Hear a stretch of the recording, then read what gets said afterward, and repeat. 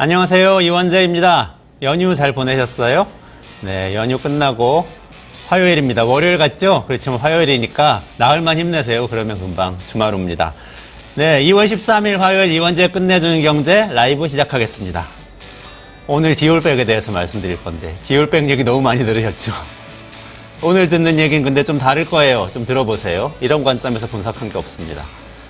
연휴 사이에 제가 이런저런 뉴스를 보다가 외신 쪽을 봤더니 한국 뉴스가 많이 나온 거예요. 그래서 반가워서 봤더니 이게 무슨 일인지 코리아 디올백 스캔들, 코리아 커럽션, 한국의 부패, 한국의 스캔들 뭐 이런 기사가 CNN, BBC에 다 나와 있더라고요. 이게 디올백 문제가 사실 단순하게 이게 가방 하나 받고 말고 문제가 아니고요. 우리나라 국가 브랜드에 엄청나게 큰 타격을 줄 수 있는 이런 사건이다 이런 생각이 들었고 이게 바로 경제 문제다 이런 생각으로 오늘 제가 이 말씀 드려야겠다고 생각했습니다. 국제투명성 기구라고 있어요. 1년에 한 번씩 전 세계 국가들의 부패 인식 지수를 발표를 합니다. CPI라고 하는데요. 여기서 2017년에 우리나라가 51위를 했었어요. 그때 엄청난 충격이었거든요. 왜냐하면 2017년에 이미 우리나라는 세계 10대 경제 대국이었는데 부패하기로는 세계 50위다. 그러니까 경제는 10위권인데 윤리는 50위권이다. 이래서 돈만 잘 벌고 비윤리적인 나라. 이렇게 인상이 박혀버릴까 봐 너무나 걱정을 많이 했었습니다. 그런데 많은 노력을 해서 5년에 걸쳐서 조금씩 나아졌었습니다. 그래서 2022년에 31위까지 올라왔었어요. 아직 갈 길 멀지만 그래도 많이 올라왔죠. 근데 작년에 사실 살짝 꺾였거든요. 32위로 다시 떨어져서 이거 하락 반전하나 하고 걱정하고 있던 차에 디올백 사건이 터지고 BBC, CNN, 뉴욕타임즈 모두 다 이 사건을 다루기 시작한 거예요. 그래서 이거 와르르 하는 거 아닌가 하는 걱정이 되는데요. 사실 조금만 생각을 해보시면 한 10년 전을 돌아보세요.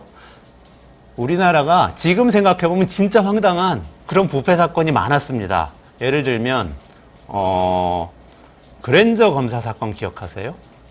벤츠 검사 사건, 샤넬백 검사 사건 이런 거 생각나세요? 이게 다 어떤 사건이었냐면 건설업자가 검사한테 사건 청탁하면서 그랜저 한 대 보내준 이런 사건이에요. 말하자면. 그리고 이 남성 변호사가 여성 검사한테 내연 관계에 있었는데 근데 샤넬백을 보내주고 그리고 벤츠 리스 차를 사용하도록 제공을 해주고 뭐 이랬던 사건이에요. 근데 당시에 이런 사건들이 다 문자도 공개되고 여론이 부글부글 했는데도 불구하고 다 무혐의 처리되거나 무죄 판결을 받았었습니다. 그래서 시민들이 엄청 분노했었어요. 기억하실지 모르겠는데 엄청 싸웠고 시민단체도 들고 일어났고 그래서 결국 만들어진 게 2016년부터 시작됐던 김영란 법입니다. 어떻게 보면 되게 좀 심하다 싶은 법일 수도 있어요. 왜냐하면 공직자들의 경우에는 누구하고 밥 한 번 먹을 때도 선물 주고받을 때도 다 가격 따져가지고 그거 이상 받으면 안 되고 이렇게 세세하게 규정하는 그런 법이거든요. 원래는 윤리적이고 도덕적이면 이런 법이 필요가 없는데 다 법으로까지 규정을 하게 된 거죠. 시민들이 싸워서 만들어낸 거죠. 그리고 나서 사실 결정적인 사건이 있었잖아요. 국정농단 사건이라고. 삼성 이재용 회장이 그 말을 최순실 씨 가족에게 선물을 했던 사건이 뇌물이다. 이 사건에 대해서 국민들이 다 분노했고 그게 도화선이 돼서 대통령 탄핵까지 가는 사건이 있었습니다. 그러니까 이것도 사실 부패, 윤리, 도덕성 문제였던 거예요. 이런 과정들을 다 거치면서 시민의식이 좀 훨씬 높아졌죠. 그리고 높아진 시민의식 때문에 요즘 사실 보시면은 시민들이 많이 달라졌습니다. 그러니까 우리 거래처의 사람들 만나도 함부로 접대받지 않아요. 2차, 3차는 거의 가지도 않고요. 옛날 같으면은 돈봉투 왔다 갔다 했을 자리에 돈봉투 왔다 갔다 하지 않습니다. 많이 바뀌었어요. 그러면서 사실 5년에 걸쳐서 우리나라 부패인식 지수가 국제사회에서도 올라가고 있었던 거고 이제 막 이 나라가 경제만 잘하는 게 아니고 그래도 윤리도 어느 정도 하는 선진국에 끼워줄 수 있겠다는 인식이 확산되고 있던 그런 찰나였습니다. 그런 찰나에 이 사건이 터져서 디올백 때문에 공등탑이 와르르 무너지는 거 아닌가 이런 걱정이 너무나 크게 듭니다. 이게 사실 다 돈 문제인데요. ESG 펀드라고 아시죠?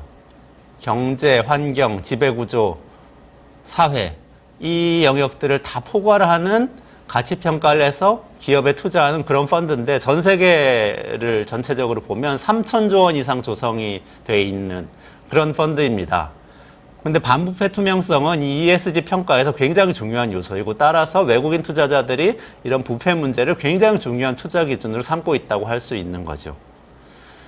그 디올백이 매장에서는 300만 원대 정도 된다고 하는데요. 이 3천조 원이라는 돈을 생각해 보면 우리나라에 장기적으로 30조 원의 피해를 끼칠지 300조 원의 피해를 끼칠지 알 수 없는 너무나 비싼 비용을 치르게 할 수 있는 디올백이라는 사실을 오늘 말씀드리고 싶었고요. 이게 다 대통령이 가족에 대해서 그 가족이 다른 사람에 대해서 박절하지 못해서 생긴 문제일 수 있는데 우리 시민들은 다 박절하게 살고 있는데 참 너무나 안타깝다 이런 생각이 듭니다.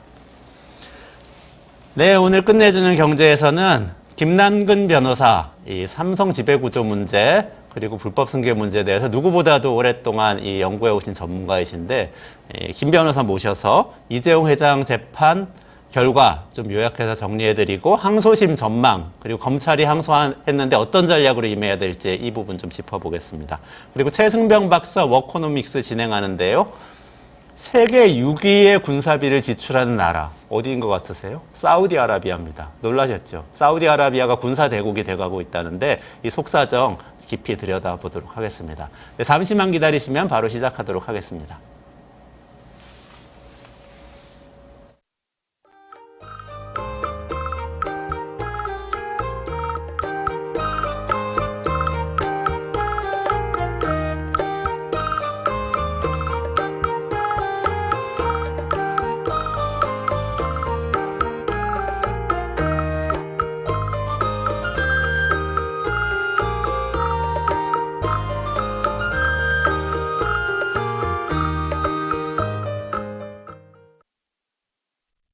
매일 10시 1시간만 투자하면 내 계좌도 10배거. 개장하자마자 급등? 따라잡아도 되나?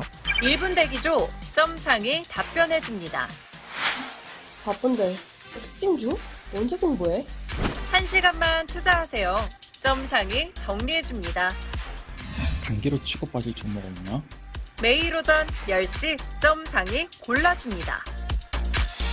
매일 오전 10시엔 점상을 잡아라. 유튜브에서 점상 시크릿을 검색하세요. 네, 이재용 삼성회장 불법 승계 사건 1심에서 무죄 판결을 받았습니다. 근데 도대체 어떤 내용이었길래 이전의 뇌물 사건은 유죄였는데 이번엔 무죄였는지 이런 의문도 많이 제기되고 있고요. 그리고 검찰이 항소를 했는데 앞으로 어떻게 될지 이 전망 그리고 검찰 앞으로 어떻게 나갈지 이 전략에 대한 얘기도 좀 나눠봐야 될 것 같습니다. 오늘 김남근 변호사 모셔서요. 이 이야기 좀 자세히 살펴보겠습니다. 네, 어서 오세요. 네, 안녕하십니까. 안녕하세요. 네. 시민사회에서 오랫동안 이 참여연대 네. 그리고 민변에서 활동해 오셨죠. 네. 그러다가 최근에 또 정치활동 시작한 걸로 알고 네. 있는데 조금 본인 소개 간략하게 좀 해주시죠. 네, 저는 민변과 참여연대 등에서 주로 이제 민생개혁 입법들, 경제민주화 입법들을 하는 이제 입법운동을 주로 많이 했었는데요. 한번 이번엔 좀 위치를 바꿔서 한번 정치권에 들어가서 그런 입법을 실현하는 활동들을 한번 해보자라는 생각에서 정치권 요번 이제 총선 출마를 결심을 하게 되었었고요. 제 모토는 폴리티션 정치가보다는 좀 미국에서는 로메이커라고 그러잖아요. 좀 그런 입법 활동에 좀 충실해보자 그런 좀 생각을 가지고 있습니다. 아, 네네네. 기대됩니다. 시민사회 활동하시던 왕성한 모습을 제가 벌써 10년도 더 넘게 전부터 여러 가지 토론 자리에서 뵈면서 저는 또 희망제작소에 있었고 참여연대 계시고 해서 많이 토론하면서 됐었는데요. 많은 기대가 되고 특히 이제 근데 오늘은 삼성 문제를 모셨는데 이 문제는 또 오랫동안 추적을 하셨죠. 저희가 시민단체에서 한 2000년대 초반부터 삼성그룹이 이재용 부회장에게 경영권을 승계하기 위해서 정상적인 방법으로 한다고 그러면 이제 문제가 없었겠죠. 근데 이제 각종 불법적인 방법들을 동원하고 있어서 관심을 많이 갖게 됐었고요. 무엇보다도 이제 자기 돈을 들여가지고 주식을 사서 그렇게 경영권을 승계를 하겠다 그런다면 문제가 없을 텐데 우리나라 재벌들이 자기 돈을 하나도 들이지 않고 주로 이제 계열사들을 이렇게 지위를 해가지고 계열사의 합병을 통해가지고 이제 주력회사의 지분을 많이 확보하려는 방식들을 취하다 보니까 이런 이제 그런 방식은 결국 재벌 총수들한테는 이익이 되지만 다수의 주주들은 결국 피해가 되는 거거든요. 그 합병이라는 게 결국은 그 주력회사의 많은 지분을 확보하기 위해서는 재벌 총수들에게 유리한 합병 비율을 만들어야 되고 다수 주주들에 대해서는 이제 상당한 피해를 주는 합병 방식일 수밖에 없기 때문에 이제 그런 방식들에 주목을 했던 거고요. 삼성 부분은 이제 더 특히 문제가 되는 것들은 그런 경영권 승계를 하기 위해서 이제 뇌물을 제공을 하고 정권이 이제 우리의 경영권 승계에 대해서 지원을 해달라 이런 이제 요구를 해서 소위 우리 헌법에서 아주 경계하고 있는 정경유착이야 그런 폐습들을 전형적으로 보여준 사건이었고 또 무엇보다도 삼성의 불법 행위에 대해서는 이제 우리 검찰이 수사를 못한다. 또 뭐 수사를 하더라도 재판부가 이제 제대로 엄단을 하지 못한다. 이런 것들이 계속 있었기 때문에 우리 헌법에서는 만인 앞에 법 앞에는 만인이 평등하다라는 그를 편명하고 있는데 이상하게 재벌 총수의 재판이나 수사에 대해서는 이제 그 검찰이나 법원이 제 역할을 하지 못하다 보니까 사법부의 신뢰들이 많이 떨어지고 있어서 이제 그런 점에서도 저희가 많이 주목을 해왔던 것이죠. 그렇군요. 그러면은 이번 판결에 대해서도 하실 말씀이 많으실 것 같은데 판결문은 바로 오늘 나왔다면서요? 저는 뉴스가 많이 나와서 그 판결문도 나온 줄 알았더니 법원이 이제 공보 자료를 배포해서 그 공보 자료도 뭐 몇십 페이지가 되기 때문에 상당한 양입니다만 판결문은 뭐 1600페이지가 넘어가지고 뭐 다 아직 뭐 철저히 분석을 하지는 못했고요. 일단 공보 자료를 이제 가지고 이제 판단을 해보면 가장 핵심적인 것은 합병 비율이거든요. 그러니까 합병의 목적이 이제 사업적 목적이 있었기 때문에 이걸 불법이라고 볼 수가 없다라는 것들이 어떻게 보면 지금 1심 판결의 핵심적인 요지인데. 삼성물산과 제일모직의 합병 비중.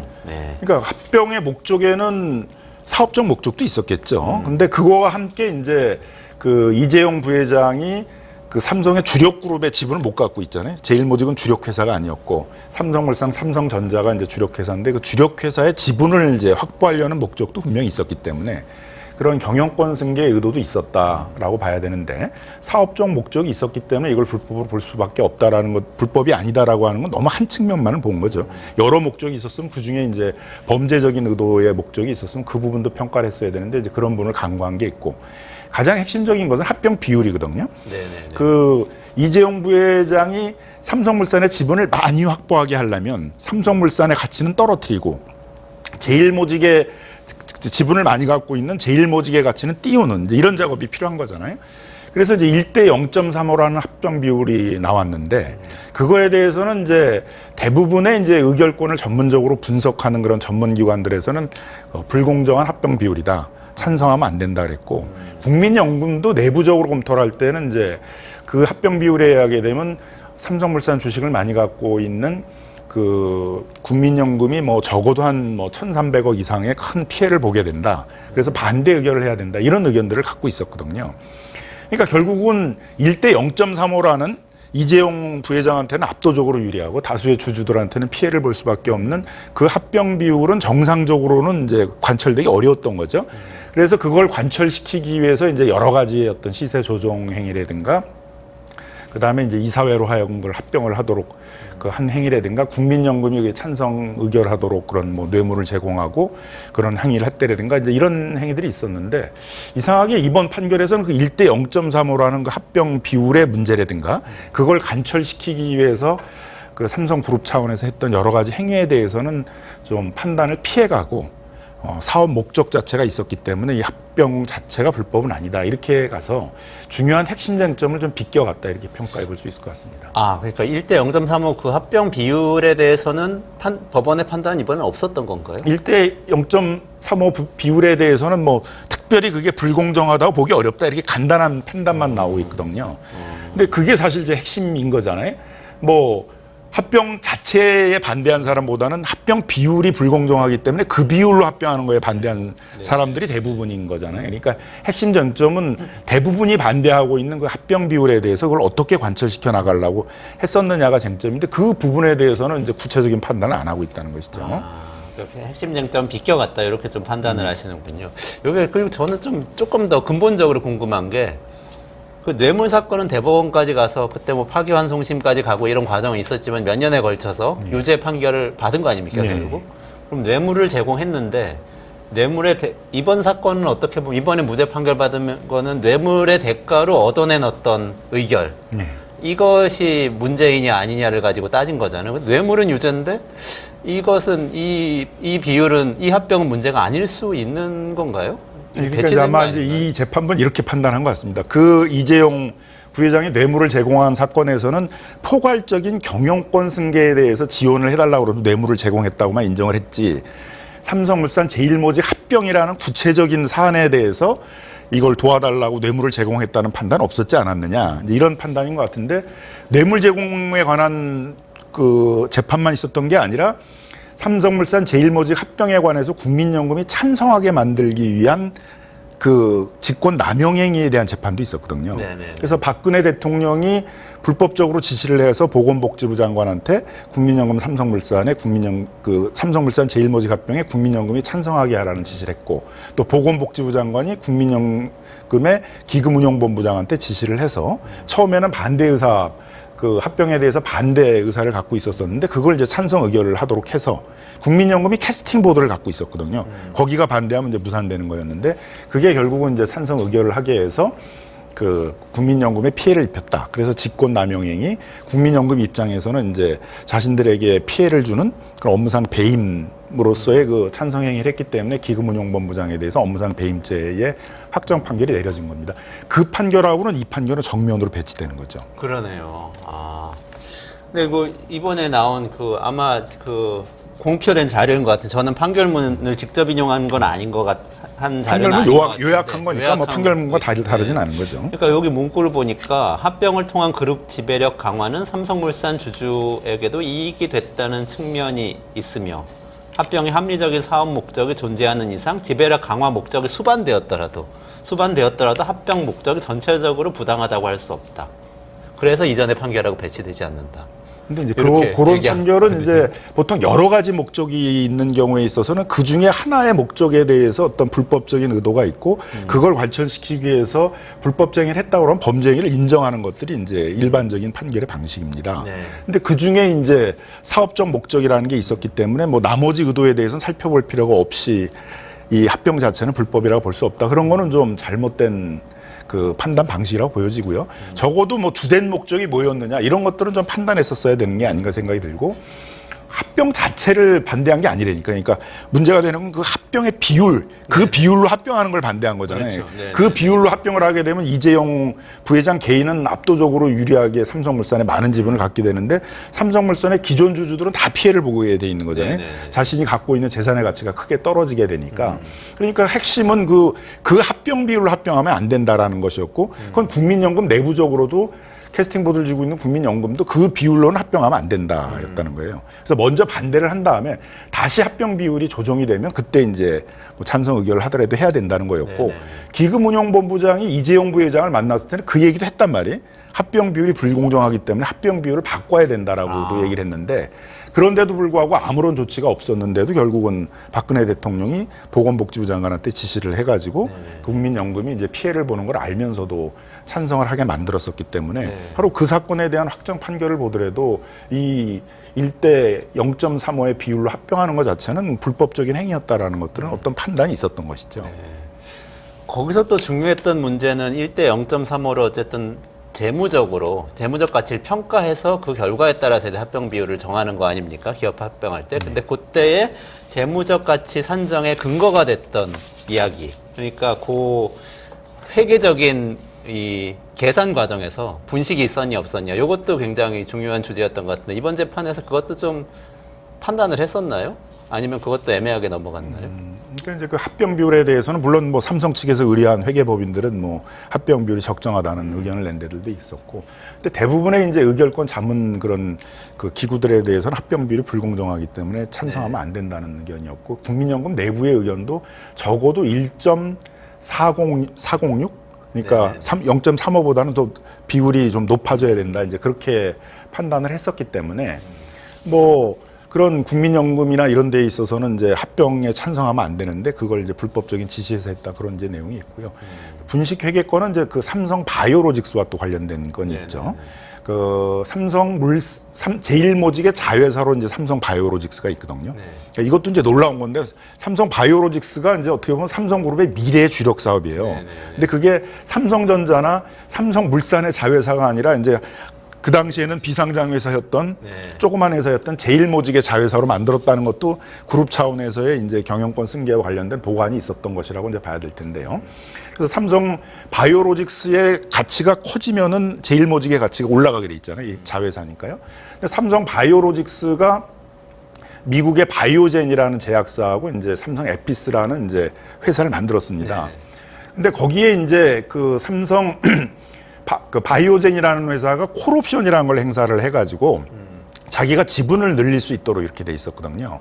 그래서 그 콜옵션이라는 거에 대해서 바이오젠은 계속 공시를 해왔습니다. 우리 콜옵션을 갖고 있다. 근데 삼성 바이오로직스는 그걸 공시를 하질 않았어요. 그 콜옵션이 있다는 것들을 공시를 하질 않다가 갑자기 이제 2015년 4월, 2015년 이제 5월에 이제 합병 결의가 이루어지게 되는데 그걸 앞두고 직전에 이제 콜옵션이라는 게 존재를 하는데 그 콜옵션이라는 것들에 대해서 행사할 가능성이 높아졌기 때문에 삼성 에피스가 이제 그 회계 기준을 달리해야 된다 이제 이렇게 얘기하면서 갑자기 이제 4.5조, 그러니까 4조 5천억이라는 이제 회계상에 있어서의 그 자본 투자 이익이 생겼다는 거예요. 그러니까 아무것도 없는데 회계 기준만 바꿨는데 갑자기 4.4조 5천억의 그 자본 투자 이익이라는 게 생겼다. 생겨서 삼성 그러니까 에피스에 삼성 바이오로직스가 그렇게 가치가 올라가겠죠. 그만큼. 그러면 제일모직도 가치가 올라갈 거 아니에요? 제일모직이 지분을 가지고 있으면 그러니까 같이 올라가고. 갑자기 이제 합병을 앞두고 제일모직의 가치는 막 올라가는 그런 것들이 네네네. 보이고 삼성물산은 뭐 2년 동안 거의 수주를 하질 않고 뭐 카타르에서 아주 큰 해외 건설 수주를 했는데 그거는 또 공시하지 않고 이런 것들이 있었단 말이에요. 네네네. 그래서 이제 이런 것들이 다 그 범죄 사실로 해가지고 이제 기소가 됐던 것인데 뭐 이런 부분에 대해서는 좀 제대로 판단하지 않았다는 것이죠.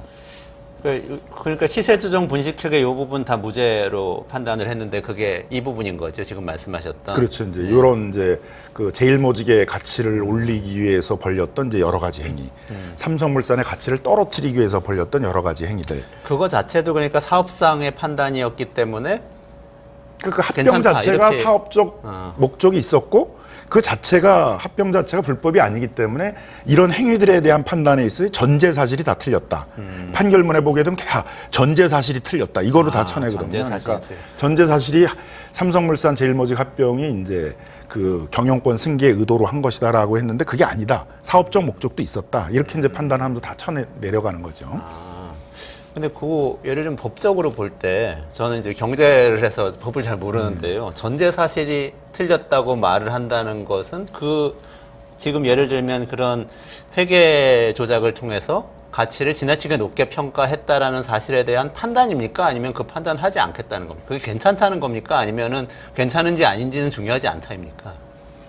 그러니까 이제 제일 핵심은 사실 전제 사실로 따지면 제일 핵심은 합병 비율이거든. 1대 네네네. 0.3으로 네네네. 정한 것 자체가 불공정하냐인데 그 판단을 다 빼버리고 그냥 사업적 목적만 가지고 사업적 목적이 그 있었기 때문에 이제 그 전제 사실이 틀렸기 때문에 그 행위들에 대해서 그걸 불법적으로 바라보는 것 자체가 이제 잘못됐다. 이렇게 이제 가고 있으니까 그걸로 거의 다 사실들을 인정할 수 없다라는 것으로 이제 가고 있습니다. 근데 1대 0.35라는 것들이 굉장히 불공정하고 그거를 관철시키기 위해서 여러 가지 제일모직의 가치를 높이고 삼성물산의 가치를 떨어뜨리는 행위를 했다. 그렇게 되면 그건 다 범죄 행위가 되는 거죠. 말하자면 범행 의도에 대한 얘기를 이제 그렇죠. 하는 거군요. 그러니까 1대 0.35가 핵심인데 그 합병 비율에 대한 얘기는 이제 거의 판단을 안 하고 그냥 합병 목적에 사업적 목적도 있었다. 경영권 승계의 목적뿐만이 아니라 그걸로 이제 다 피해갔다는 거죠. 판단을. 범행 의도가 없었기 때문에 전체적으로 문제를 삼기가 좀 어렵다. 네. 이렇게 됐군요. 한 가지 제가 또 좀 민감하게 제가 또 예민하게 봤던 건 엘리엇하고 관련된 거였어요. 네. 그 ISDS 그 국제 투자 분쟁이잖아요. 거기서 우리나라가 정부가 패소해가지고 돈을 1,300억 원 물어주게 된 거 아닙니까? 그랬는데 지금 이번에 1심 재판 결과에 따르면은 그건 괜히 물어준 건가? 이런 생각도 들고요. 이게 어떻게 되는 겁니까? 그러니까 그 국제 중재 판정에서도 전제 사실은 뭐냐면 1대 0.35라는 합병 비율이 주주들에게 피해를 주는 거다. 이재용 개인한테는 이익을 주지만 주주들한테는 피해를 주는 거다. 그래서 엘리엇이라는 주주가 피해를 봤다. 이 전제에서 출발하는 거거든요. 근데 그 피해를 보게 하는 데 있어서는 삼성물산 제일모직의 합병에 국가가 개입을 했다는 거예요. 대한민국이. 그 개입했다는 거에 중요한 것은 박근혜 대통령이 지시하고 보건복지부 장관 지시해서 기금운용본부에서 그 그렇죠. 피해를 본다는 걸 알면서도 찬성을 했기 때문에 거기 캐스팅 보드를 준 국민연금이 결국 찬성하는 바람에 그대로 합병이 되는 바람에 엘리엇이라는 주주가 피해를 봤다는 거거든요. 엘리엇만이 아니라 그 뒤에 또 다른 또 투기 자본들도 이제 다 네네. 국제 중재 판정제 신청을 지금 하고 있는 상황인데, 그러니까 전제가 되는 건 1대 0.35로 하게 되게 되면 이재용은 이익을 보지만 그 다른 주주들은 피해를 본다는 게 전제인데, 삼성물산 지분을 갖고 있던 다른 주주들은 이제 다 네네. 피해를 본다는 걸 전제하고 있는데 이걸 싹 빼뜨려 버리니까 다른 결론이 나와 버리는 거죠. 그럼 이제 결국은 국제 중재 판정에서는 계속 1대 0.35는 불공정한 비율이고 그대로 해가지고 하면은 이제 삼성물산의 그 주주들은 피해를 본다라는 걸 전제로 해서 계속 판단해 나갈 텐데, 네네. 우리나라 법원에서 만일 그대로 이제 1심 판결대로 가버리면 1대 0.35가 불공정하지 않다. 그걸로 주주들이 피해를 본 게 없다. 이런 식으로 판단해 보게 되면 이제 국제 중재 판정과 우리 국내에서의 판정 완전히 달라는 결론이 나오게 돼 버려 가지고, 그럼 결국은 누가 제일 바보가 되냐면 대한민국이 바보가 되는 거예요. 대한민국은 국제 중재 판정에 따라서 엘리엇이나 이런 투기 자본한테 손해배상은 다 물어주고, 우리나라에서는 구상권을 행사할 수가 없잖아요. 우리나라에서는 피해를 본 게 없다고 그러는데 1대 0.3으로 해서요. 이게 한동훈 지금 국민의힘 비대위원장이 법무부 장관일 때 엘리엇 패소 판정이 나왔었죠. 그래서 우리 정부에서 또 패소했는데 거기에 용어를 뭐라고 하나? 항소라고 하나요? 불복을 했다 그러죠. 네. 중재 판정은 원래 네. 한 번으로 끝나야 되는데 특정한 사유, 중재 판정 자체가 그 국제 판정의 룰에 어긋나는 이제 위법한 방식으로 판정을 한 경우에 그 부분만 이제 제한적으로 판단하는 거거든요. 네네네. 그래서 그 부분만 이제 불복을 한 거죠. 근데 그러면은 엘리엇한테 1,300억 어쨌든 뭐 세금으로 물어주는 건데, 일단 물어주고 나중에 삼성한테 구상권 청구할 수 있다는 얘기도 좀 있었는데 그것도 이제 없던 일이 되는 건가요? 이제 뭐 가능한 결국은 건가요? 이제 삼성물산 그다음에 이제 이재용 부회장이 공동 불법 행위를 한 거거든요. 네네. 결국은 이제 부당한 합병을 통해 가지고 그 주주들에게 피해를 본 거니까 그 공동 불법 행위자들에 대해서 대한민국도 구상권을 행사해야 되겠죠. 뭐 저는 당연히 구상권을 행사해야 된다고 보고, 또 국민연금도 손해를 본 거잖아요. 엘리엇만 아니라 엘리엇보다 지분은 더 많이 갖고 있었어요. 국민연금이. 그러니까 국민연금은 더 많은 이제 손해배상을 좀 청구해야 될 상황이니까 당연히 해야 된다고 생각이 들고요. 근데 1심 판정이 계속 만일 유지가 되면 이제 굉장히 어려움이 생길 수가 있겠죠. 지금의 이재용 부회장에 대한 1심 판정은, 형사 1심 판정은 피해가 없다. 1대 0.35가 불공정한 게 아니다. 이렇게 지금 판단을 하고 있기 때문에 이게 유지가 되면 이제 그 모순, 충돌이 생길 수가 있죠. 근데 아마도 뭐 항소심이나 이런 데서는 그게 계속 인정되긴 좀 어렵지 않겠나 생각이 듭니다. 이 앞에 선행 판결들과 모순되는 내용들이 많이 있기 때문에. 검찰이 이제 항소해서 다퉈보려고 하는 거죠. 예. 앞으로 어떻게 될 걸로 보세요? 그래서 저는 이제 항소심에서는 제일 핵심적인 쟁점으로 1대 0.35의 합병 비율이 이제 공정한 것이었냐, 불공정한 것이었냐, 삼성 주주들이 피해를 보는 것이었냐, 그것이 삼성 주주들에게 피해를 보는 것이기 때문에 찬성 의결을 얻어내기가 어려우니까 이재용 부회장과 삼성그룹 차원에서, 미래전략실 차원에서 그 제일모직의 가치를 띄우고 삼성물산의 가치를 떨어뜨리기 위한 여러 가지 행위를 한 것에 대해서 좀 체계적인 판단을 해야 된다, 이렇게 이제 보여집니다. 그렇군요. 근데 뒤집힐 가능성은 좀 있다고 보세요? 앞에 선행 판결들이 많이 있기 때문에 그 선행 판결들과 모순되는 지점이 분명히 있다. 네, 그래서 그런 모순되는 판결들을 그대로 유지한 채 지금 1심 판결이 확정되기는 어렵지 않겠냐, 이렇게 저는 전망하고 있습니다. 그렇군요. 한 가지만 더 살펴볼게요. 시간이 거의 다 됐는데요. 그 프로젝트 G 문건이라는 이 문건이 나왔어요. 저 삼성경제연구원 출신인 거 아세요? 옛날에 삼성경제연구원 있었는데 이런 제목 이렇게 잘 붙입니다. 그래서 미래전략실하고 경제연구소하고 요거는 어떻게 봐야 될까요? 거기 내용에는 분명히 삼성그룹의 지배력 그 승계 문제에 대한 얘기가 나오죠. 네. 근데 그 지배력 승계 얘기가 이재용 부회장 개인의 지배력 승계에 관한 얘기는 아니다, 아마 이런 식의 이제 아마 판단을 지금 하는 것으로 보여지는데, 그 내용을 보게 되면 그러면 삼성에서 공식적으로 만드는 문건인데 거기다 이재용 개인의 지배력 승계를 위해서 이렇게 썼겠습니까? 그냥 그건 드라이하게 그냥 그룹 차원에서의 지배력 승계 이렇게 얘기를 하는 건데, 그룹 차원에서의 지배력 승계라는 게 결국 핵심 정점은 이재용 부회장이 그 그룹의 지배력의 정점에 쓰는 거잖아요. 그러니까 저는 크게 다르지 않다. 결국 이재용 부회장 개인의 경영권 승계의 내용도 거기 포함되어 있는 것이라고 봐야 되는데 1심은 그걸 좀 달리 해석을 했던 것 같습니다.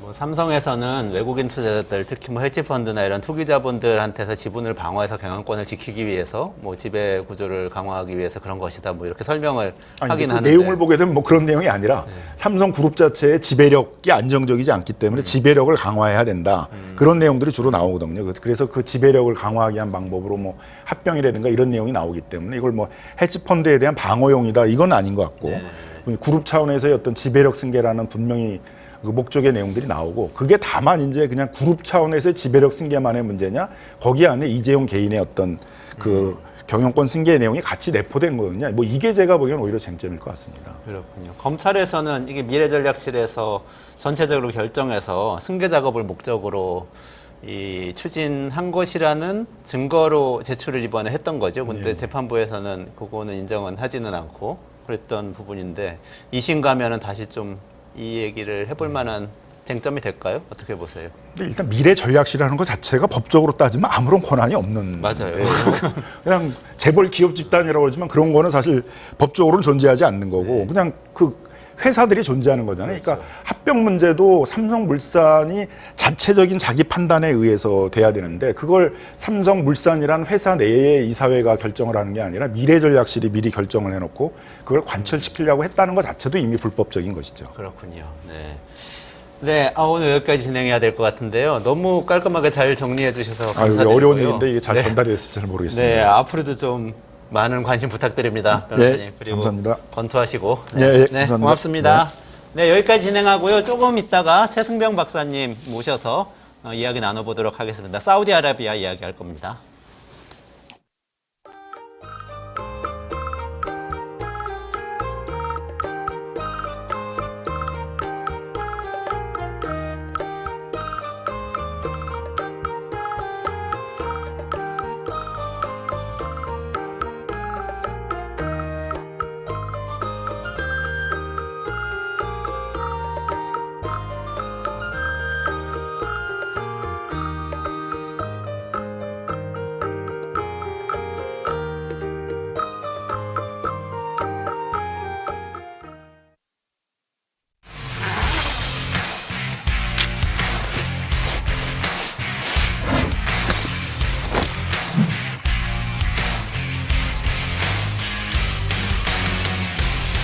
주식 평가 방법이 사용되고 있어요.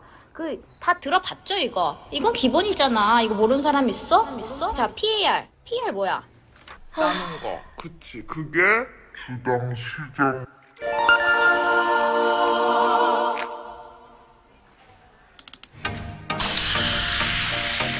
걱정 마세요.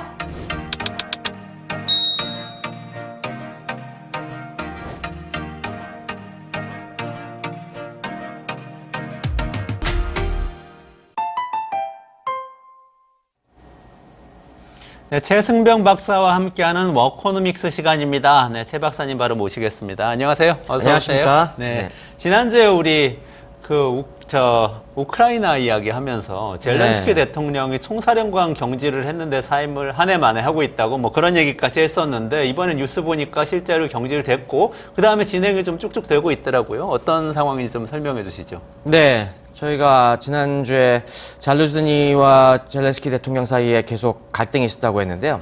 그 전에 뭐 젤렌스키가 잘루즈니에게 좀 물러나 주세요라고 이제 사임을 통보했었는데 잘루즈니가 계속 반발하고 미국 쪽과 좀 접촉을 하다가 결국에 2월 8일에 사임을 받아들였습니다. 그리고 젤렌스키도 그 트위터에 둘이 만나서 악수하는 모습을 공개하기도 했죠. 그래서 뭐 외형적으로는 뭐 잘 마무리된 것처럼 보이지만은 뭐 막후 얘기들을 들어보면은 여전히 갈등은 심하다고 합니다. 그 와중에 그래도 뭐 전쟁 중에 자중질환의 모습을 보이면 좀 문제가 있으니까 그냥 외형상은 일단 넘어가기로 한 걸로 보이고요. 그 후임으로 알렉산드르 시르스키 이 대장이 임명이 됐습니다. 시르스키 대장은 기존의 지상군 사령관이었습니다. 뭐 전쟁 초기부터 키우 방어전부터 계속 활약을 해왔었는데 뭐 이번에 뭐 어떻게 보면은 뭐 당연한 수준이라고 볼 수 있겠지만은 많은 문제들도 있습니다. 일단 이 시르스키는 나이가 좀 많습니다. 딱 보기에도 조금 더 많아 보이죠. 그래서 한 지금 8살 더 많은 58세고요. 저희가 지난 시간에 이 구소련 시대에 아직 그 교리에 젖은 장교들이 문제라고 했는데 그 중에 한 명으로 꼽히던 인물이었습니다. 그래서 지금 서방 쪽에서는 굉장히 여러 가지 의구심들이 많아요. 과연 시르스키가 이 예스맨이긴 하지만은 젤렌스키 말을 잘 듣는 앞으로 이 난국을 타개해 나갈 수 있을지 그거는 계속 지켜봐야 될 문제 같습니다. 그렇군요. 푸틴은 좋아하겠어요. 푸틴은 굉장히 푸틴은 옛날식 좋아하고 장군이 있습니다. 돌아와서. 그렇군요. 네, 푸틴은 뭐 얼마 전에 또 뉴스가 나왔죠. 전 폭스뉴스 앵커 이제 터커 칼슨과 서방과는 최초로 인터뷰를 했었는데 여기서도 굉장히 우린 절대 지지 않는다 하면서 아주 자신감을 보였습니다. 터커 칼슨 요새 근데 너무 극단적인 인터뷰 많이 하던데 인기는 아주 좋아요. 트위터에 보면은. 그러게나 말입니다. 좋습니다. 일단 이 정도까지 진행하고 사실 트럼프가 그 나토 저 회비 제대로 안 내는 유럽 국가들 보호 안 해주겠다고 하고 러시아가 침공할지도 모른다 이런 얘기 한 내용도 있는데 요거는 내일 이승원 평론가하고 좀 같이 다뤄볼 거예요. 그래서 그거 좀 아껴두기로 하고 가자지구에서 생긴 일만 업데이트하고 우리 본론으로 바로 들어가도록 하죠. 이스라엘이 또 가자지구 남부도 폭격했다고요. 네, 가자지구도 뭐 계속 뭔가 휴전을 할 듯 하면서도 저희가 항상 이 네타냐후 입장에서는 전쟁을 당장 끝내기가 굉장히 곤란한 상황이다라는 걸 계속 말씀드렸는데요. 역시나 이제 남은 남부 가자지구까지 그 폭격을 확대했습니다. 물론 표면적으로는 이게 뭐 전면적인 공격이냐 하는 거에 대해서는 약간 의문이 있습니다. 뭐 일각의 언론 보도에서는 인질을 구출해내기 위해서 약간 좀 성동격서 페이크를 한 것이라는 얘기도 있는데 그래도 지금 하마스 잔당들이 상당수 남부로 숨어 들어간 이 상황에 계속 말씀드렸지만 네타냐후 입장에서는 뭔가 확실히 어필할 수 있는 승리를 잡아야 하거든요. 이게 하마스를 확실히 뿌리 뽑는 건데 이 하마스 지도부가 지금 은신하고 있는 남부로 앞으로 공격을 확대할 것으로 지금 예상이 되고 있습니다. 근데 문제는 지금까지 북부와 중부 지역의 소탕작전을 전개하면서 민간인들을 다 남부로 지금 몰아냈거든요. 그래서 지금 140만 명 가까이나 되는 피난민들이 남부에 바글바글한데 지금 네타냐후가 이들한테 어디론가 피해라, 우리 공격할 거다라고는 하는데 어디로 피해야 할지는 지금 지정해주지 않고 있습니다. 그래서 이거 뭐 인질 한 지금 남아있는 100수십 명 구출하겠다고 또 몇만 명에 이르는 뭐 가자지구 민간인들을 희생시킬 건지 이게 참 어려운 문제입니다. 또 더 큰 문제는 바이든이 계속 이거에 대해서 경고를 보내왔어요. 이 남부까지 공격하는 거는 선을 넘는 행위다.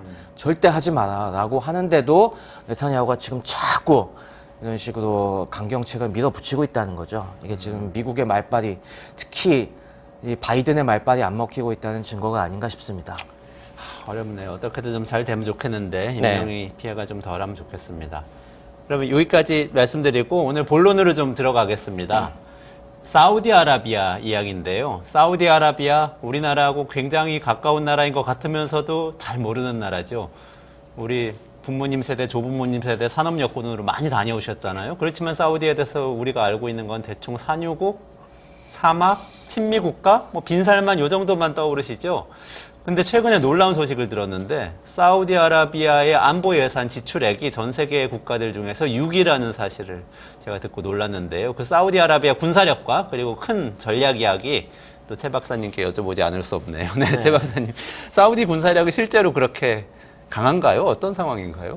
사우디가 전통적으로 봤을 때 약간 좀 외화내빈이라는 말들을 많이 했습니다. 그러니까 당연히 오일머니가 엄청나니까 지출은 어마어마했습니다. 예전부터. 그런데 예전에는 이게 좀 두드러지지가 않았던 것이 그전에는 중동 다른 국가들도 돈을 어마어마하게 지출했어요. 일단 70년대, 80년대에는 전에도 말씀드렸지만은 이란과 이라크가 어마어마하게 지출을 해서 좀 상대적으로 적게 보이던 게 있었고 그리고 또 원래 이집트와 튀르키예가 인구 강국이라고 했지 않습니까? 또 그런 나라들도 적지 않게 지출을 해서 사우디는 많이 지출하는데도 별로 두드러지지가 않았어요. 근데 요즘 들어와서 이라크가 전쟁으로 피폐해지고 이란도 봉쇄로 힘을 못 쓰고 이집트도 뭐 경제가 안 좋은 상황에서 이 사우디의 오일머니가 특히 군사 분야의 오일머니가 아주 도드라지는 지금 상황이 되고 있는 거죠.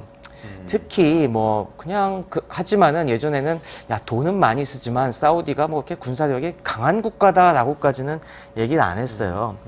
그런데 최근 들어서 굉장히 놀랄만한 변화들이 일어나고 있습니다. 아, 그래요? 네. 어떤 변화가 일어나고 있나요? 예, 아무래도 사우디가 요즘 빈살만 시대에 들어와서는 계속 얘기했지만은 미국에 의존하는 여러 가지 안보를 갖다가 독자적으로 홀로서기에 나서고 있습니다. 특히 이제 뭐 이란과의 여러 가지 정책들도 지난번에 친미 국가라고 하면 당연히 반이란에 그냥 일방적으로 설 것 같은데 이제는 그거에도 탈피해서 야 우리가 이란과 무조건 적대시하지 않지만은 또 이란에게 꿀리지 않을 만큼의 막강한 군사력을 갖추겠다라고 해서 이 빈살만이 2010년대부터 어마어마하게 지금 군사력을 강화하고 있습니다. 아까 얘기하신 것처럼 그 국방 지출이 대표적인데 지금 국방 지출 규모가 아까 6이라고 하셨는데 이거는 2022년 기준이고 사실 그 전에는 좀 몇 년 동안은 세계 거의 3위까지도 갔었습니다. 3위요? 1위가 미국이죠. 네, 미국, 러시아 다음으로 그래요? 어마어마했고 또 놀라운 게 이게 GDP 대비 지출 규모가 무려 7%가 넘습니다. 아, 그래요? 네, 지금은 또 조금 줄긴 했는데 지금 준 거는 네옴시티 같은데 또 이젠 투자하겠다고 해서 조금 줄이긴 했는데 그 지난 몇 년 동안은 거의 뭐 7%, 8% 정도였어요. 그러니까 우리나라 GDP가 한 1900조니까 2000조 가까이 되잖아요. 그 7%로 계산하면 한 140조 네. 되는데 우리나라로 따지면 140조 원을 국방비로 쓰는 그런 나라였단 말이죠. 우리 같이 뭐 거의 전시 국가인 나라들도 GDP의 3% 정도까지 쓰면 어마어마하게 많이 그렇죠. 쓴다고 얘기하는데 7%, 8%면 거의 전시 국가는 마찬가지예요. 전쟁 중을 넘어서는 것 같은데. 네, GDP 대비로 따지면 지금 우크라이나 다음입니다. 아, 그래요? 네. 퍼센티지로 따지면. 퍼센티지로 따지면요. 아니, 그래서 이게 도대체 뭐 하자는 거냐, 전쟁하자는 거냐라고 하는 건데, 물론 이거 약간 특수성이 있습니다. 뭐 사우디는 당연히 이 국민들 지출하는 돈이 뭐 이 다른 쪽에서도 많이 정부가 지출 안 해도 아람코나 이런 쪽에서 많이 나오기 때문에 근데 돈을 많이 안 써도 되는 게 있고 그래서 정부 돈을 갖다가 거기다 국방비에 몰아주는 거나 마찬가지입니다. 근데 그걸 통해서 빈살만이 추구하는 거는 단순히 우리가 기존에 그냥 돈만 쓰는 호구가 아니라 진정한 군사 강국으로 올라가겠다는 여기 야심이 숨어 있는 겁니다. 그렇군요. 잠깐만 의도 얘기하기 전에 전체 그 사이즈가 얼마나 돼요? 병력이 얼마나 됩니까? 대체? 네. 아무래도 사우디가 인구가 작기 때문에 외형적으로 봤을 때는 좀 병력 자체는 이란 같은 나라에 비해서 좀 적습니다. 병력이 지금 한 25만 7천 명으로 얘기가 되고 있고요. 이게 한 육군이 지금 7만 5천 명에 공군이 2만 명, 그리고 해군이 한 13,500명, 그 정도 되고요. 여기 뭐 당연히 모병제 국가라서 예비군은 없는 거나 마찬가지입니다. 네. 그 인구가 적다고 그랬는데 인구가 4,500만 그 정도 되죠. 그러면 이 이란 같은 나라에 비해서 반밖에 안 되죠. 반 정도. 네, 뭐 지난번에 얘기했듯이 이란은 현역만 60만 대군에 네네네. 예비군은 또 네네네. 예비군이 일단 40만이 있고 뭐 거기다가 주변에 이집트나 뭐 튀르키예나 그런 국가들도 보통 이제 현역과 예비역 따지면은 거의 80만에서 100만 정도 되는 군대를 유지하는 나라예요. 근데 그거에 비하면은 아무래도 외형적으로는 상당히 적죠. 사우디가 4,500만이나 3,000만 정도밖에 안 되겠네요. 3,200만 명 정도. 네, 3,200만 명 정도. 3,200만 명 정도고 굉장히 작은데 또 병력이 25만인데 돈을 그렇게 많이 썼으면 그래도 사람한테 돈을 많이 쓴 건 아니고 무기를 많이 샀겠네요? 맞습니다. 사우디가 특히 강점인 부분이 이 무기, 장비가 굉장히 충실합니다. 아무래도 돈이 많으니까 이것저것 비싼 장비들을 굉장히 많이 샀어요. 그래서 특히 이 이란이나 주변 국가에 비해서 특히 강하다고 얘기가 되는 것이 공군력입니다. 또 아무래도 친서방 국가다 보니까 서방 국가들이 무기 파는데 굉장히 자유롭습니다. 그래서 이 공군 전력이 각종 항공기가 약 450대 이상 그리고 또 그중에 한 반 정도 가까이가 우리 대한민국 공군도 쓰고 있는 F-15로 채우고 있습니다. 결코 만만치 않은 전력을 유지하고 있는 거죠. F-15가 최신 기종인가요? 아닙니다. 지금은 뭐 당연히 스텔스 기종들 그래서 우리나라도 지금 도입 시작한 F-35 같은 것들이 아무래도 그런 4.5세대 전투기들이 요즘 한창 인기긴 하지만은 물론 그것도 들여올 겁니다. 하지만 그 이전 세대에 여전히 F-15는 강력한 폭장량을 지니고 있어갖고 위력적인 이런 전폭기로 꼽히고 있죠. 절반 이상 F-15로 채우고 있다. 네. 그러면 전에 한번 분석하면서 이야기 듣기로는 미국이 사실 그 사우디에 굉장히 많은 무기를 팔고 있어서 네. 중동의 긴장이 고조되는 게 미국한테 나쁜 게 아니다. 뭐 이런 분석도 있긴 했는데 네. 실제로 그렇겠네요. F-15를 이렇게 많이 사들였으면. 그렇죠. 그전에는 진짜 미국의 이런 말도 좋을지 모르겠지만 하여튼 봉이나 마찬가지였습니다. 아주 뭐 충성 고객 중에 하나였죠. 물론 러시아 무기도 조금 사긴 합니다만은 그래도 서방제 무기들을 비싼 돈 주고 충실하게 잘 사주는 그런 국가였죠. 아무래도 그게 미국이 어느 정도 안보를 그런 식으로 책임져 주니까 그거에 대한 또 반대급부로 많이 사주는 거였습니다. 요새 K방산 얘기 많이 하는데 우리나라도 좀 무기를 수출하고 있나요? 당연히 미국에 비해서는 크진 않았죠. 2022년 기준으로 했을 때 그때 한 2.8억 달러였으니까 그때 한 3,200~300억 그 정도 수출했었는데 근데 올해 들어와서 액수가 어마어마하게 늘었습니다. 올해 초에 뉴스를 보셔서 아시겠지만은 우리나라 요즘 미사일 전력에 굉장히 많은 투자를 하고 있는데 한국판 패트리어트 미사일이라고 하는 이 천궁2 미사일에 대량 계약이 맺어졌습니다. 그래서 이게 규모가 갑자기 32억 달러 규모의 계약이 성사가 됐어요. 네네네. 10개 포대 정도. 32억 달러면 네, 4천억? 아니죠. 공이 하나 더 붙습니다. 거의 4조 가까운. 죄송합니다. 네. 상상을 못해서.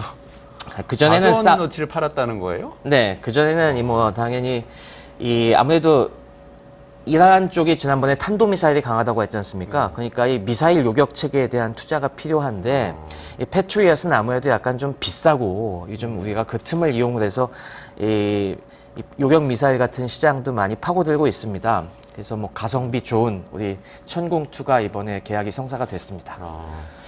그렇게 많이 무기를 수입하고 있었는데 아까 빈살만의 야심은 조금 다른 데에 있다는 말씀을 좀 하셨었는데 이거 어떤 의도를 가지고 있는 거죠? 네, 기존에는 사우디가 그냥 무기만 샀습니다. 그냥 무기 사서 자국 군대 장비하는 데 끝냈는데 이 빈살만 이후에는 우리가 언제까지 이런 식으로 해서는 안 되겠다. 우리가 언제까지 복 노릇을 할 거냐. 그래서 자주 국방을 내세우고 있습니다. 우리도 이 국방 기술을 키우고 이런 방산업체들을 키워서 우리도 세계 시장에 무기를 수출할 수 있는 나라가 되겠다. 이걸 노골적으로 내세우고 있습니다. 그 자주국방의 내용이라는 게 자체 방산업체를 키워서 우리가 생산한 무기를 우리가 쓰겠다. 이게 역사가 얼마 안 됐습니다. 2017년 얘기인데요. 네네. 2017년에 그래서 얘네가 국영방산업체 SAMI 쌈이라고 하는 데랑 그리고 또 이걸 총괄할 행정조직으로 군사산업총국이라는 GAMI를 갖다가 발족을 시켰어요. 그래갖고 얘네가 2030년까지 이 쌈이를 갖다가 세계 25대 방산업체로 키우겠다. 그리고 2030년까지 이 자국 무기 조달률을 갖다가 50%로 높이겠다. 이 목표를 내세우고 요즘은 이런 거 하나하나 수입할 때마다 당연히 기술 이전 계약을 굉장히 강하게 요구합니다. 우리 현지 생산하게 해주고 기술도 많이 이전해주라. 그전처럼 그냥 무기만 받아먹는 신세가 아니라 지금은 돈을 지불하고 열심히 기술을 사오겠다. 이걸 내세우고 있죠. 싸미가 그러니까 우리로 따지면은 무슨 KAI 이런 데랑 비슷한 건가요? 네, 카이랑 비슷한 거죠. 우리나라는 다 민영화돼 있기 때문에. 우리는 투산중공업 이런 데죠. 네, 한화, 두산, 이런 카이 같은 이런 식으로 좀 나눠져 있어갖고 우리나라는 민영으로 유지가 되고 있지만은 아직 그 단계는 아니다. 사우디는 우리가 키를 딱 잡고서 국영업체 하나를 일단 집중적으로 키우겠다라는 그런 야심을 키우고 있죠. 싸미가 그런 업체고 가미는 그러니까 우리로 따지면 방사청 같은. 네, 맞습니다. 방사업청. 네, 그런 조직이라고 보시면 됩니다. 행정조직이고. 네. 그러면 그전에는 이런 그 사우디 군에서는 무기를 수입하는 방식으로 많이 이 군사력을 충당했는데 이제는 싸미에서 직접 생산해서 가미에서 구매해서 사용하는 방식으로 바꿔가겠다 이렇게 얘기하고 있다는 거죠. 가미는 단순히 이 관리하는 조직뿐만이 아니라 기술을 갖다가 기술 R&D라든가 이런 것들이 많이 필요할 거지 않습니까? 그런 것들을 정부 차원에서 팍팍 밀어주는 그런 지능 조직. 우리로 따지면은 산자부 같은 비슷한 역할도 하는 거죠. 산업 정책을. 하기는 요새는 인공지능이나 AI 네. 같은 그런 첨단 기술하고 무기하고 딱 연결이 돼 있으니까 산업진흥이나 기업 투자, 뭐 기술 제휴 이런 게 다 연결이 돼 있겠어요? 맞습니다. 요즘 AI 시대를 맞이해서 이 방산 분야도 이 미래 무기 체계들은 유무인 복합 체계가 대세입니다. 사람과 AI가 같이, AI 로봇이 같이 짝을 이뤄서 싸우는 이런 시스템이 대세이기 때문에 지금 AI 같은 전략 기술도 굉장히 여기에 포커스가 되어 있습니다. 특히 요즘 사우디가 AI 투자에 어마어마하게 이 노력을 기울이고 있지 않습니까? 네네. 그래서 사우디 국부펀드에서도 이 AI 기업들을 어마어마하게 노리고 지금 안에 데이터 센터도 많이 유치하고 그리고 각종 AI 칩들 지금 싹쓸이하고 있는데 이런 것들이 방산 쪽이랑도 엮여서 지금 앞으로 나아갈 예정인 것 같습니다. 그렇군요. 최근에 샘 알트먼이 AI 기업 자체, AI 반도체 기업 자체적으로 만들겠다고 하면서 오픈 AI 이사회에서 쫓겨나고 그랬던 일이 있었잖아요. 불과 몇 달 네네. 전인데 그때 사우디 국부펀드에서 투자받겠다고 얘기도 하고 그런 뉴스가 좀 흘러나오기도 했었는데요. 네, 중동에서는 뭐 AI 지금 패권을 자기들도 여기서 빠지면 안 되겠다. 지금은 우리가 5일로 패권을 유지하지만은 미래 AI 시대에도 우리는 상당한 지분을 차지하겠다는 게 노골적인 야심이기 때문에 그걸로 인한 이 갈등도 상당하죠. 미국도 지금 AI 패권에 굉장히 공을 들이는데 이 거대한 돈을 가진 새로운 경쟁자가 나타나면 안 되지 않습니까? 네.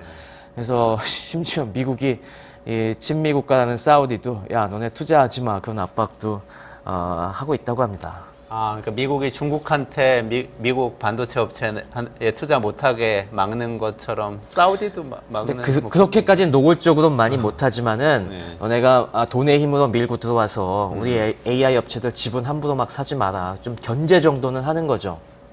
이번에 샘 알트만이 또 7조 달러 펀딩 해가지고 네. AI 반도체 기업 네, 만들겠다고 오더가 하면서 진짜 중동에 다르죠. 돌아다니는다고 그것도 오일머니로 하겠다는 거 아닙니까? 네, 그쪽에서 돈 많이 걷어올 겁니다. 그러면 이게 사실은 국제 그 경제 질서에도 굉장히 영향을 끼칠 수도 있겠네요. 오일머니가 옛날에는 그냥 펑펑 쓰는 돈으로만 생각했는데 네. 이게 지금 좀 반도체 업계 판도를 바꿀 수도 있고요. 맞습니다. 지금 오일머니들이 점점 스마트해지고 있습니다. 더 이상 중동 국가들이 석유에만 미래를 의존해서는 안 되겠다는 이미 각성이 돼 있기 때문에 이런 것들을 상당히 미래 산업, 특히 첨단 산업의 패권을 장악하는 데도 많이 쓰고 있고 그중에 또 일부가 이렇게 국방력을 강화하는 데도 쓰이고 있기 때문에 지금 이 오일머니가 앞으로 어떻게 스마트하게 움직이느냐가 진짜 미래 경제 질서를 좌지우지하는 큰 동력이 될 겁니다. 좋습니다. 정리를 해보자면 사우디아라비아가 옛날엔 미국의 뭐 어떻게 보면 호구처럼 계속 오일머니 가지고 무기 사주는 그런 역할만 하다가 이제 자주국방으로 한번 가보겠다. 빈살만 이런 계획을 세웠다는 거죠. 그리고 오일머니 가지고 AI 같은 첨단 기술에 투자하면서 방산업체도 키우고 네. 이렇게 해서 한번 같이 띄워보자. 뭐 이런 분위기라는 말씀이시죠. 네, 뭐 인프라, 방산, 뭐 첨단 IT 이런 게 함께 가는 게 진짜 종합적인 산업 정책이 지금 굴러가고 있다고 네. 보시면 됩니다. 근데 아까 처음에 말씀하실 때 사우디 군이 뭐 좀 약점도 상당히 네, 많이 외환 있다. 내빈. 돈은 많이 썼지만 외환 내빈이다 그러셨는데 그 내빈 이쪽은 어떤 얘기예요? 네, 내비는 역시 사우디가 왕정이라는 데서 기인합니다. 아무래도 이 원래 사우디는 탄생부터가 이제 이런 유목민들 토후 세력들이 모여서 만든 거잖아요. 그 중에 제일 이 맏형 노릇을 이 사우드 왕가가 이 주도권을 잡고 왕에 올랐지만은 여전히 정치 체계가 후진 건 사실입니다. 자, 이제 전 세계에 얼마 남지 않은 이 왕정을 유지하기 위해서는 뭐가 필요하겠어요, 결국에? 안에서의 군사력이 또 필요하겠죠. 그렇죠. 그러니까 외침이 문제가 아니라 얘네는 내부에 이 정치 체제를 유지하기 위해서도 군사력을 써야 됩니다. 그러다 보니까 이 얘네들은 이 군부의 요직을 다, 물론 모든 분야가 그렇지만 군부의 요직을 다 왕가 사람들이 잡고 있어요. 왕자들이 잡고 있다 보니까 아무래도 어떻게 했습니까? 이 직업 군인들은 내가 왕가에 뭘 그렇게 충성하겠다고 유교적인 사상이 있는 것도 아닌데 그렇게 하는 것도 아니고 그냥 오로지 돈만 보고서 거의 용병이나 마찬가지입니다. 실제로 병사들은 또 사우디 국민들 상당수가 뭐 그렇게 이 전투민족이라고 보기가 어려워요. 그냥 다들 돈 많은데 그냥 우리가 뭐 그냥 편하게 살면 되지 않은 상황이다 보니까 실제로 이렇게 싸우는 병사들은 외국에서 수입해온 용병들도 많고 직업 군인들도 그렇게까지 열의가 없습니다. 어차피 요직들은 다 왕족들이 잡고 있는데 그냥 돈만 챙기면 되지. 그러다 보니까 이런 정규군 외에 사우디도 역시 이 옥상옥 군대가 있습니다. 그러니까 이게 뭐냐면은 이 사우디는 이 육해공군에 방공군 그리고 전략미사일군까지 해서 5개 군종이 있는데 이 위에 국가경비부라는 국방부 외에 국가경비부가 따로 있고 여기에 국가경비군이 있습니다. 근데 이 병력이 15만 명이 넘어요. 그러니까 정규군이 25만인데 내부 경비군만 15만이 또 따로 있는 겁니다.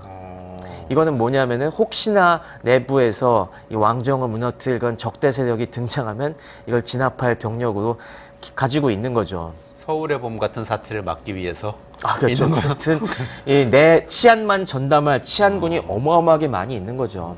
이게 마치 지난번 이란이 정규군 외에 혁명수비대가 더 강한 것처럼 사우디는 물론 이렇게 이 내부 국가경비군이 더 정규군보다 강하다고 볼 수는 없습니다. 하지만 전력이 엄청나고 이 옥상옥 조직을 유지하기 위해서 또 많은 또 자원이 낭비되고 있죠. 그리고 여기는 이 베두인 이 유목민들이 많다 보니까 그 부족들이 아직도 이 베두인 부족들이 예전처럼 그냥 칼 차고 다니면서 뭔가 이 쫙 그 남자다움을 내세우는 걸 목적으로 하는 그런 또 부대들도 있거든요. 그런 병력들이 워낙 많다 보니까 약간 좀 군더더기가 많죠. 그런 것들이 사우디 군의 약점이다. 그러고 보니까 사우디 군이 이렇게 돈을 많이 지출해 한 첨단군이라고 하는데 어디서 싸워서 이겼다거나 이런 소식 별로 못 근데 들어본 지금 것 같긴 예멘 해요. 내전에 계속 개입하고 있는데도 지금 후티 반군 하나 처리하지 못하고 있지 않습니까? 후티 반군하고 지금 직접 전쟁을 네, 하고 사우디가 있는 직접 파병까지도 여러 차례 했어요. 네. 그런데도 들어가자마자 번번이 깨졌죠. 후티 반군 같은 경우는 지금 이 전의가 어마어마합니다. 그쪽은 종교적 열의까지 덧붙여져 갖고 지난번에 얘기했지만 거기가 시아파 일파라고 했지 않습니까? 네네네. 그런 종교적인 열정까지 곁들여져 갖고 어마어마하게 열심히 싸우는데 사우디는 대부분 해외 파병하는 부대들은 그냥 용병들이에요. 그러니까 열심히 싸울 이유가 없죠. 그러니까 좀 싸우다가 막 피격당하고 가면 그냥 도망가기 바쁘고 해서 별로 그렇게 이 이미지가 그래서 안 좋습니다. 이런 부분이 계속 약점인 걸 사우디도 알고 있고요. 그래서 사우디 지금 국방 개혁의 많은 부분들이 이런 것도 좀 개선할 수 없을까라고 하는데 그거 사기까지 얼마나 개선할 수 있을지는 아직 좀 미지수입니다. 근데 아니 이게 상식적으로는 잘 이해가 안 되는 게 아무리 그 병력이 좀 이렇게 사기가 좀 떨어지고 이런다고 하더라도 장비가 F-15가 300대씩 있고 그러면은 그거 가지고 공격을 하면은 후티 반군 같은 거기는 장비가 그렇게 안 될 거 아니에요. 네. 거기는 그만큼 돈도 없을 거고 상대가 안 될 것 같은데. 이게 항상 최근에 전쟁이라는 게 꼭 전면전을 할 수는 없지 않습니까? 지금 가자지구 전투를 보지만은 정규군 대 정규군으로 부닥치는 게 아니라 정규군 대 비정규군으로 부닥치고 비정규군은 항상 이 민간인들 속에서 숨어갖고 암약을 하기 때문에 정규군이 화끈하게 밀어붙일 수가 없습니다. 그랬다간 인명 손실이 엄청나고 국제사회의 반발이 어마어마할 테니까요. 그래서 이 장비가 좋은 정규군만 갖고는 어렵습니다. 이 비정규전을 수행하기 위해서는 지금 뭐 가자지구에서도 여러 갱도에 잠입해서 그 하나하나 테러리스트 수탕하는 게 굉장히 고도의 숙련된 병사들이 필요하듯이 상당한 사기와 숙련이 필요한 이런 업무인데 그런 면에서 사우디가 아직 그 정도 정예군까지 많이 육성하지 못하고 있고요. 또 문제는 그런 정예군들은 함부로 해외 파병을 안 한다. 당연히 국내에 아끼고 있으려고 한다. 이런 게 겹쳐진 결과죠. 그 정예군이 그 국가경비부에 있는 건가요? 국가경비부 말고도 정규군에서도 특수부대들이 좀 있는데 그런 것들은 잘 안 내보내죠. 러시아도 지금 마찬가지입니다. 러시아도 지금 우크라이나에 내보낸 상당수 병력들은 용병들도 굉장히 많고 죄수부대들도 많고 아무래도 좀 아끼려고 하죠. 진짜 정예 부대들은 이 푸틴 근처에 언제 일어날지 모르는 정변에 대비하고 있죠. 그렇군요.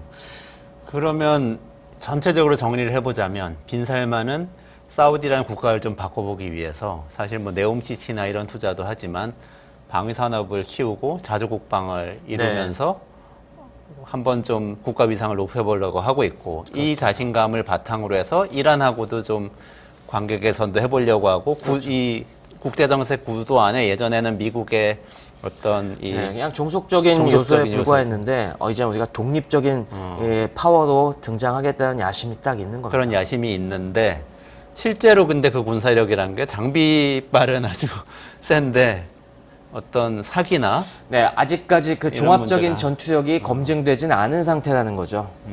그렇군요. 물론 뭐 그 부분도 나아질 수도 있겠습니다만은 아직도 많은 군사 전문가들이 그 부분에서 이게 과연 해결이 될까라는 의심을 갖고 있는 것도 사실입니다. 지금 예산 지출을 보면 우리나라나 프랑스나 영국보다도 더 많이 지출을 하고 있는 거잖아요. 국방비. 절대 액수만 보면은 많이 있죠. 근데 그럼에도 불구하고 어쨌든 현대 이 국가에서 어떤 국가 위상을 결정한 여러 요소 중에 중요한 요소가 사실 군사력이지 않습니까? 맞습니다. 그런 면에서 볼 때 사우디가 지금 얘기했던 정리한 대로 독립적인 국제사회 플레이어로 나서는데 좀 군사력이 걸림돌이 될 수 있을 걸로 보세요? 아니면 그래도 좀 극복하고 잘 될 것 같으세요? 이렇게 전망 좀 해주시고 마무리하면 될 것 같은데. 네, 지금 사우디의 국가 플랜 자체가 뭐 경제력뿐만이 아니라 군사력 모든 이 소프트 파워, 하드 파워 전 분야에서 이 위상을 강화하겠다는 지금 노력은 하고 있는데 개인적으로는 상당한 시행착오가 있을 것으로 예상이 됩니다. 아무래도 빈살만이 계몽군주 역할을 해갖고 의욕적으로 지금 밀어붙이고 있긴 하지만은 지금 말씀드린 대로 내부에서 이런 아직 수많은 원활하게 작동하기 어려운 또 체제의 약점, 왕정이라는 이 체제의 약점이 있기 때문에 이게 당장은 뭐 그럭저럭 돈의 힘으로 뭔가 되는 것처럼 보이지만은 뭔가 좀 큰 시련을 좀 겪어야 이것도 단단해지지 않을까. 그러니까 이게 저는 몇 번의 이 고비를 겪을 걸로 예상이 됩니다. 그렇군요. 네. 앞으로 좀 잘 지켜보면 좋을 것 같습니다. 오늘 여기까지 최 박사님 말씀 듣고요. 오늘 네네. 정리하고 또 다음 주에 다시 더 좋은 말씀 듣겠습니다. 네, 네, 고맙습니다. 알겠습니다. 감사합니다. 네. 네, 이원재 끝내주는 경제 오늘도 깊이 있는 이야기 잘 다뤘고요. 내일 12시 반에 다시 돌아와서요. 이승원 시사평론가 그리고 남재작 소장 모셔서 그리고 국제정세 얘기 그리고 농업 이야기 이어가도록 하겠습니다. 내일 12시 반에 다시 뵙겠습니다. 고맙습니다.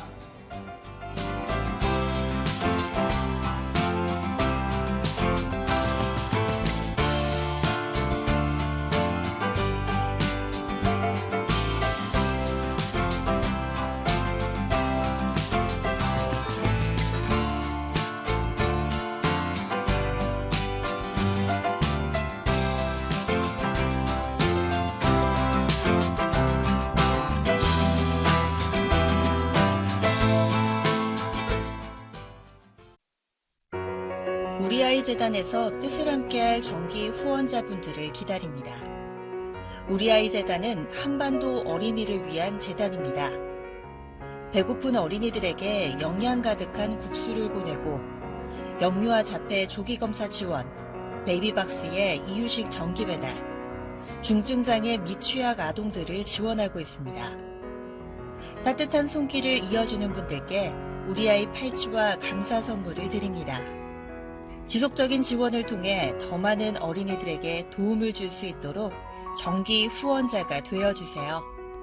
후원 문의 02-2128-3344, 2128-3344